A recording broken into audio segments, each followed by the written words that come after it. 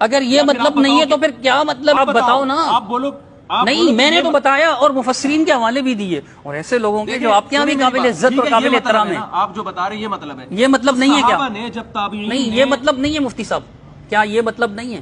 نہیں یہ مطلب نہیں ہے. جو پھر کیا ہے بتائیں؟ سے کوئی تعلق ہی نہیں. یہ سارے مفسرین نے غلط مطلب بیان کیا. ایک منٹ ٹھہریے گا مفتی صاحب ایک منٹ ٹھہریے گا پلیز. ایک منٹ ٹھہریے گا. اگر اس کا یہ مطلب نہیں ہے جن مفسرین نے یہ مطلب بیان کیا انہوں نے غلط بیان کیا. دیکھو بھاڑ میں جائے مفسرین کی جو ہے نا ایک طرف. یہ تو آپ زیادتی کر رہے ہیں. جذباتی ہو گئے آپ. جذباتی ہو گئے.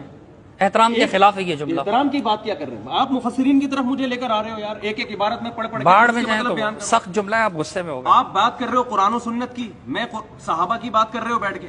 پانی دو تو آپ جناب سیدھی سی بات جو ایک گھنٹے سے میرا ٹائم ویسٹ کرنے کے لیے آپ بیٹھے ہوئے یہاں پہ, کوئی بات ہے یہ؟ گدھے کی طرح ہم چیختے رہے اور جناب بے فضول بات پہ. میں کہہ رہا ہوں قرآن کی آیت ولا تقف ما لیس لک بہ علم کا اگر یہ مطلب ہے کہ بغیر دلیل کے, میں کہتا ہوں اگر یہ مطلب نہیں ہے تو